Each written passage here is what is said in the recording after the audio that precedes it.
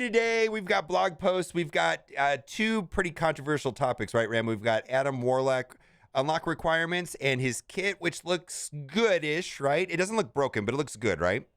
What? You Safeguard doesn't look broken to you? It's amazing. It's good, but his kit it kind of looks like it's a complete team, though. It's not an individual character. I'm sure he's good by himself. But then more interesting, and we're going to talk about later in the second half of the video, the Doom, we're going to move away from the First Strike Doom raids, and they're going to come out with the normal Doom raids, and it's going to be locked behind ISO 4 and even ISO 5. Wow, right? So yeah, that feels scary. We've been trying to tell people that they aren't farming enough ISOs for a while, but I didn't think it was going to be 4 and 5 like this. Okay, what's before we read Adam's kit, let's skip to the juicy part, his unlock requirements, and we kind of boy, I hate to say this, boy, time to blitz. Oh my God, time. Your eggs are done. I know, right? All right, so here's the unlock requirements for Adam Warlock. Jubilee at 5 stars. Now, she's a legendary. Mm-hmm. 4 X Factor characters at 5 stars with no information on where they're going to be. Like some of these long shots, nowhere to be found, right? Yeah, he's MIA. And so if you wailed, you're good, but if not, and then this is where it gets interesting. So this is for the 5-star unlock requirement. Gear tier 12. ISO level 3, check this. To get a 6-star, in addition to having these 5 characters as 6-star, gear tier 13, ISO 4. To get a 7-star Adam Warlock requires a 7-star Jubilee, and which, you know, first of all, you got to unlock Jubilee, right? And we don't know when the legendary event's on that, and what Pimtech, right? She's too soon. Let's put it that way. We don't know. We know, and then X Factor 7 stars, gear tier 14, get wrecked mutant gear. ISO level 5. Now, I just want to talk about this. ISO level 3 doesn't take a long time to get. ISO 4, not really that. Going to ISO 5 it's just so steep how hard it is to get to carry to ISO 5. I mean, it's a big deal, right? ISO 5 is a lot of time, energy, and money to get him there. And I think that's the problem that people don't realize that's going to be a big difference. So let's say ISO 3 is 27, right? And ISO 5 is 81. It's like crazy, right? Yeah, it's exponential. Yeah, okay. And then gear tier 14, like I had no intentions in taking Polaris and Mum to 14 because I don't have any mutant gear, right? Because you have a different, because now I have to, right? We're going to talk about this like, and this is important. We're going to talk about this when we talk about the raid requirement. Why I'm upset because they're doubling down on ISO. Unless somehow they miraculously make it more available, this is a really feels bad day for me on a day that I was so hyped on my favorite character coming to the game. Yeah. Anyway, so and I just want to, before we read Adam Warlock's kit and we talk about this, I said this to you. I've said this to many people the other day. I swear there's some guy with a spreadsheet or a boomer pad, right? And he's like, how do I make this event so that only X number of people get it, like 1,000 people or 5,000, only total people can get it, and then they build the event.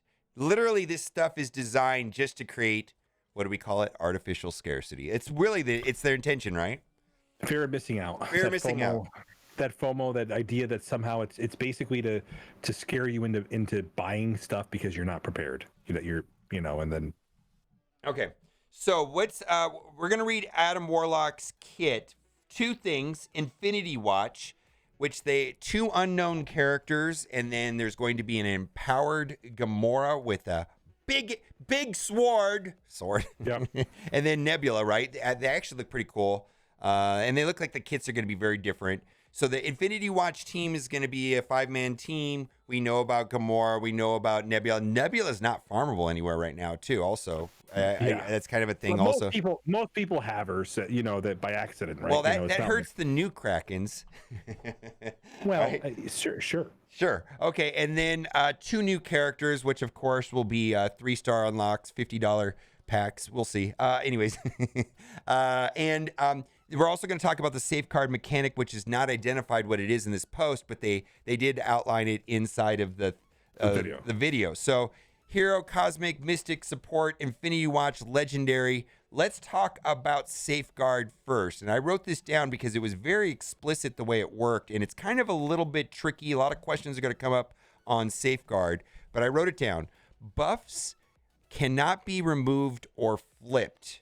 So when you have Safeguard, your buffs on you, like offense up, defense up, death proof, regeneration, cannot be removed or flipped. And then they were very explicit. The Safeguard buff cannot be copied or stolen. But then they also said, well, Silver Surfer can copy your positive effects, but he won't copy the Safeguard, and you will still keep those positive effects. Did I explain that well, or is that still kind of confusing? I think you're okay. I think the idea behind it is it's just designed to stop the Thanos flip mainly. It's designed to be a big. Oh, this is an anti-Black Order kit without a doubt, right? Yeah, It's straight up anti-Black Order. Okay, and the other thing too, you need to be very clear about this. Charged is not a positive effect. So placing Adam Warlock on a lot of people were like, "Oh my God, the charge will never disappear on a Heroes Fire." No, charged has nothing to do with Safeguard at all, right? Nothing to do with Safeguard. So it doesn't, because charge is not a positive or negative effect. It's just something else. It's charged, right? It's nothing to do with it. Okay, so on spawn, apply Safeguard, plus immunity to self and all Infinity Watch allies. So this, I think he'll be a standalone character, but it does seem like it's kind of leaning towards a cookie cutter team. Is that what you've got from reading the kit as well? So there's definitely really cool stuff here. The idea behind it is, on his own, he's going to be the new part of that legendary soup. I think we're going to see that huge shift in the in arena, but obviously the stuff, like his kit is good. There's a lot of the buffs are only going to be for Infinity Watch. So to be very clear, like putting him on the on Heroes for Hire or something is not going to help a lot. Yeah, it's going to be okay, but because it'll be for him, but not for the Infinity Watch characters. Correct. And so for the yes, but I understand. But traditionally in this game, legendary characters are important even outside of their teams. Correct. I mean, they've almost always gone out of their way to kind of do that. Never mind Iron Man. Iron Man's not legendary. We don't need to have that discussion right now. Well, he was the early legendary. No, but he was not legendary. But we're talking about characters since Nick Fury, anyways. They come out. The characters themselves have been important generally in some way outside of even their own teams. Okay. On Revive, gain Death Proof, which is similar to Ultron. I don't think we need to go over that. On Revive, gain Death Proof, regeneration, defense, and then clear up all negative effects. So he can revive one time in match. It kind of reads very similar to Ultron. Now, whenever his passive also says that whenever him or an Infinity Watch gains Death Proof, they also gain Safeguard, which I'm just going to say on this Revive, he will also have Safeguard. Right. Okay. On turn, clear regeneration from all enemies, which is very much anti-Black Order, anti-Sinister Six, right? But Sinister Six is not really a big threat. If an enemy had regeneration, apply regeneration to 2 turns, the most injured ally. Cool, right? Yes, like I said, there's a lot of function outside of his team for this guy. Sure. And then when this character drops below 20% health, gain regeneration, Safeguard 2, deflect. Explain the deflect mechanic. I think that's a misunderstood.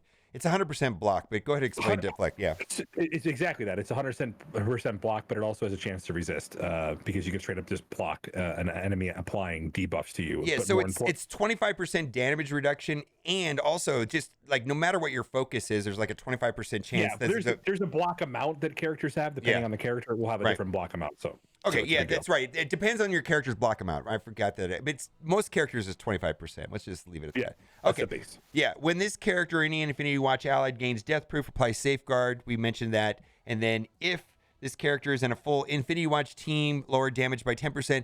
That's not as cool as it sounds, right? I mean, right? It's not as cool as it sounds. So 10% damage on some of these like power creep characters is a pretty big deal. You're taking a whole red star value away from them. Okay, fine. I just I read that. I was like, cool. Think of it like a new think of it like the way that the Emma was working. So it takes a 10% reduction on that. So that's just straight like speed damage. Though. Emma's speed, that's entirely different.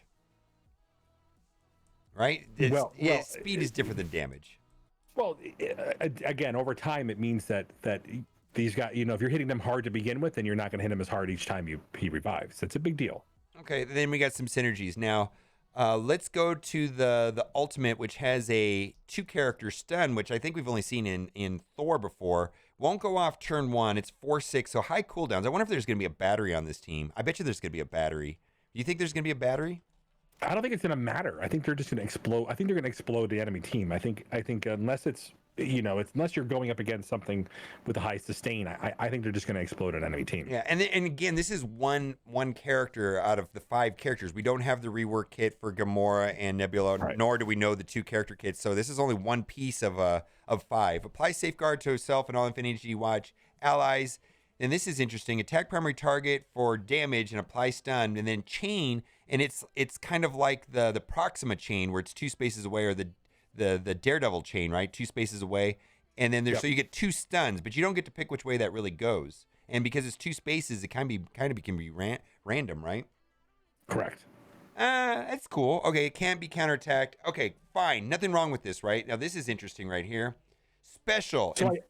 So I think the chain is like, I think if there's like a missing space, it'll still chain. Well, like, so that's like Proxima does that, right? With her offense down thing, it skips. I think it would be adjacent, but it's going to be interesting. Like I said, it's definitely going to be a high. There's going to be a high mechanic here. All right. So this is turn 1. Attack primary target for a lot of damage. Ability block for 2 turns. Now, that's a Silver Surfer thing too, which is kind of really good, right? It's a Doom Killer. The Doom Killer. The Doom Killer. Then this right here, apply ability block to all enemy villain protectors. Guess what team has 2 villain protectors in it? I don't know. Man, you don't know? Black Order, boy. Thanos and Cole, man. So basically, get destroyed, Black Order. It's specifically a Black Order killer mechanic right there. They've been canceled. They've been canceled. And then not only are they going to get ability block, he's going to basically, he might be able to ability block 3 members right there of the Black Order right there. Right. Apply disrupted to the protectors, right, which is going to be Thanos and oh my God. Plus he's going to be able to get all their regenerations, right? Attack is unavoidable. All right, very much reads anti-Black Order. And then his basic attack, which they suggested to be Striker, it's kind of actually pretty cool basic attack. You know who else won't be taunting, right? I don't know. I have no idea. Who? So enemy protectors, disrupted enemy protectors. That's not villain protectors. It's enemy protectors. Yeah, all of them, right? Everything. Yeah, almost pretty much everybody. Yeah, except for the ones that can clear it themselves when they taunt. Wink, wink. Which would be Red Guardian. Anyways, let's go. Let's see. Prolong the duration of negative effects, excluding ability block and stun, which I think is good. So, but this is going to be just bleed central, right? Just bleeds everywhere. Yeah, the idea is that you got to wonder how much other debuffs are on there, but this is going to be pretty insane. Like, this basic is legendary. Yeah, and just like Jubilee, her basic was quite good. So is it. All right, so initial gut feeling on this is that he's going to be good, but not necessarily plug and play broken like Kestrel and Silver Surfer. Do you have the same feeling? No, he's broken as heck. Okay. On the basic, prolong the duration of all negative effects. Basic. On his basic.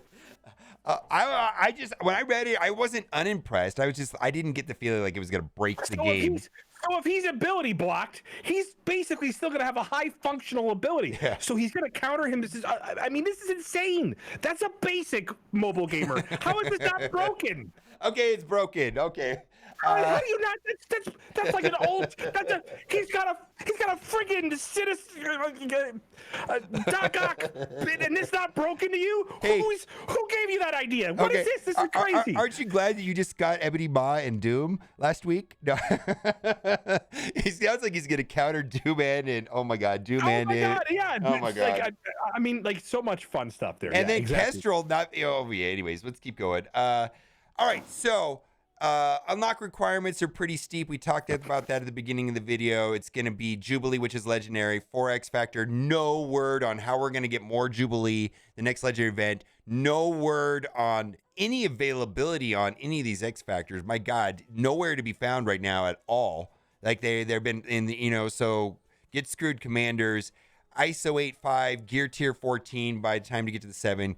Okay, let's move on to probably the most controversial part of the post. Oh man, this feels bad. And I know that this is upsetting right here, but this actually upsets me more. And I know a lot of people are going to be indifferent to this, but it sounds like they're opening it up, the Doom raids, to basically like If your alliance can do 60% on 7.5, they're going to make Doom easier, and they're expecting everybody to just go into Doom, right?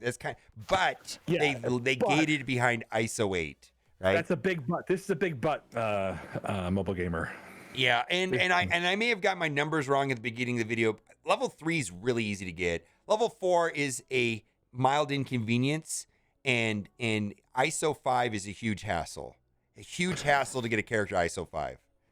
Yeah, so it's going to be a challenge to So we talked about this, right? The goalposts keep moving a little, and we knew that the strike was going to happen at some point, and the raid slider was going to be introduced. But I'm really shocked that they're requiring this level of ISOs for this content, unless they're making it more availability. Right. Yeah. That's let's read the post, because big update is that Doom raids will be more thematically linked to ISO 8. Requirements to participate as additional rewards. Character used in the first 5 nodes. So that's 2 lanes, right? The first 5 nodes is 2 lanes. Yeah. Or if they keep it the same, I'm guessing they will. Doom will now equip to the first ISO 8 green class level 4. So let's say, I'm in lane 3, so I do mutant bio, right? And I'm thinking, okay, well, then I just need to get my mutant bio to ISO 4. But then skill, tech, all that other stuff, I'm going to have it ISO 5, right? So it means I'm going to have to have at least 15 characters at ISO 5, right?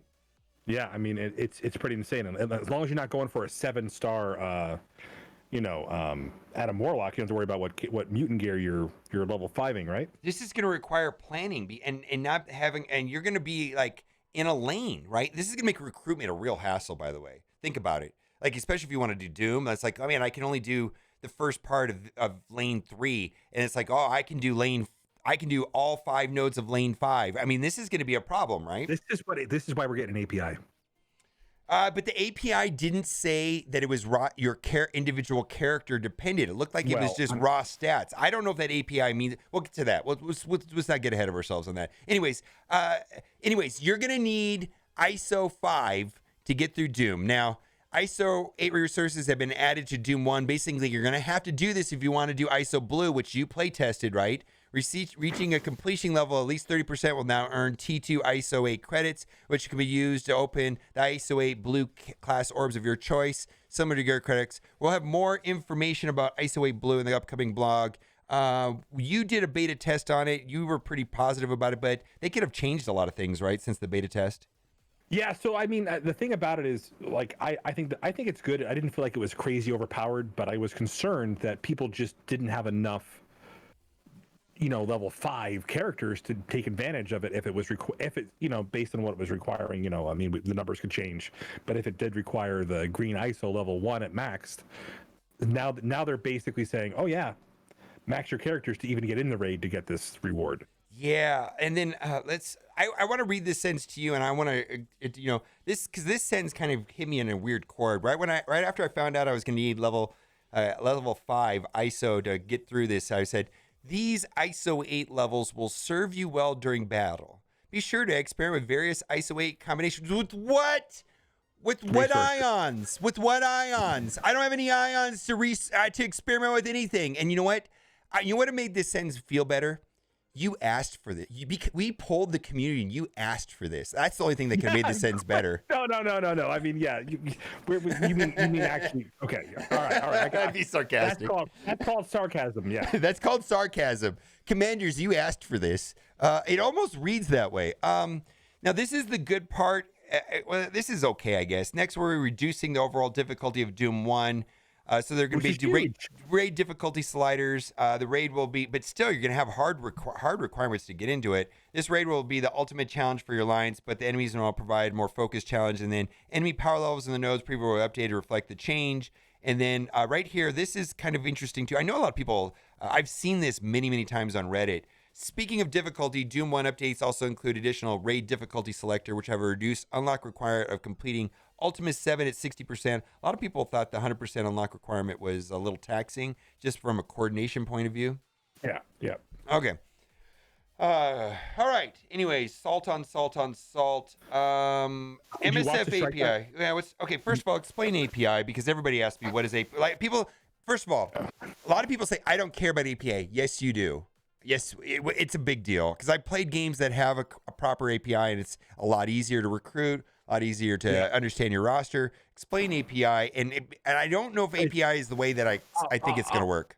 I'll try to make it simple. It just allows other applications to query the game client, right? Yeah. And then so it's a big deal. Okay, now my understanding of this version of API is that it'll allow websites like MSF.gg to have accurate information about character stats. Like when you go on MSF.gg right now, it says, we don't have the formulas. We don't know the exact data. We think our data is accurate. This will allow them to get very accurate data from the developers, correct?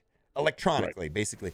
Now, where this becomes a huge benefit to the community is if they can get Reminex's roster data, and I can see where you have your Ion 5s. I can see what characters you have a gear tier 14. I can see what lanes you're going to be good at in the Doom Raid. I can see that you didn't upgrade your Ravager Stitchers to 15 and that you have a very efficient roster, which is very hard to do right now in recruitment, right? I mean, you have to send screenshots and stuff around. It's a real mess. Yeah, and I think the idea is that there's a lot of stuff they want to include. Whether or not they include it all down the road here will all depend on timing. So I'm not. But to wrap this up, I don't believe what I described is coming with this API at all. I don't think we're getting a full API where I'm hearing that it looks like those people that are actually following the link were able to take a look at it. Okay, we'll find out. I think it's a step in the right direction because my understanding is that Scopely, because they acquired it from Disney, it was pretty much dead in the water when Disney had it, and now that Scopely has it, it's been moving forward. This is kind of interesting. They talked about this the other day. Yo-Yo is going to the Raid store, and Antivenom is going to the Void known as Premium Orbs, but they said there's going to be an Antivenom Blitz, which that'll be good for me because I'm 50 shards short from getting to 7. Recurring legendary event, which means nothing to me because all I really want to know about is Jubilee, but that is omitted here, of course, right? Doc Ock is coming back. I had been talking about on the 31st being the Jubilee event, but I guess that is not happening. We're getting the Doctor. Doc Ock, and boy, it is what it is. So what's your take on all of this? They want to give you a little more time to prep your farming for Jubilee. I think that there's so much to process. Did you actually watch the beginning of Strike Time where they talked about the other availability for purple and they're changing? Yeah. They did say there's going to be some reductions to the and then in a specific 13 slot, correct? Specific 13 slot, they're going to be adding elite orbs to all level of difficulty completion for the Greek raids, which is huge. What I got out of it is that they're going to make purple and gold gear more available, or orange gear more available, and they suggested a little bit, but I don't think it's going to relieve the 13 problem specifically. I didn't get that feeling from the video that it was like 13s are going to be abundant. I did not get that feeling at all. Right. All right. I just want to make sure you guys, I don't know if you interpret it differently. I just was like, they're going to give us 1% more or something is all that I got, right? G13 is still a money maker. It's still a random chance out of the orbs, the elite orbs, but at least you're getting elite orbs to have that random chance. But even if they're relaxing some of the 13 the purple gear and the orange gear, this is really stepping up the Ion and the ISO crunch. I mean, it basically, I've always viewed ISO 8 as being one of the best updates to a game, and it was friendly. But now they're like, no, you guys didn't really whale hard enough on this. Now you have to. Now you need to. That's the feeling I'm getting from this. Well, ISO 2 should have ushered in the idea that if you didn't have characters at level 5, you weren't going to get any benefit from this.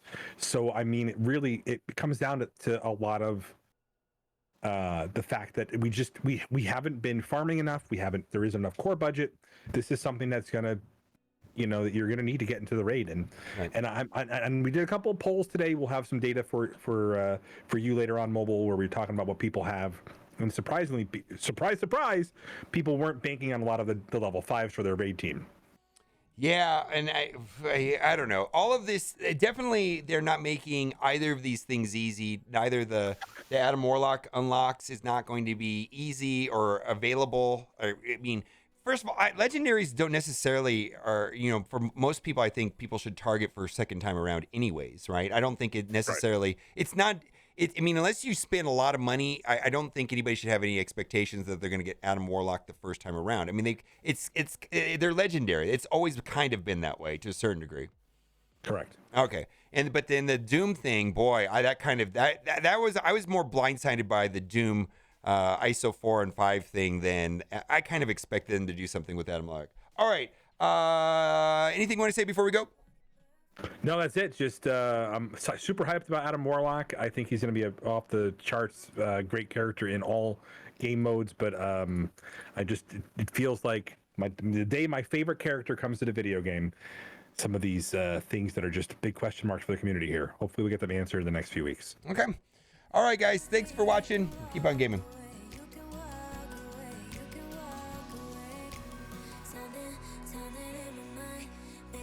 Okay, babe, are we done? That made it into the video. You're welcome. You're welcome. Bye, babe.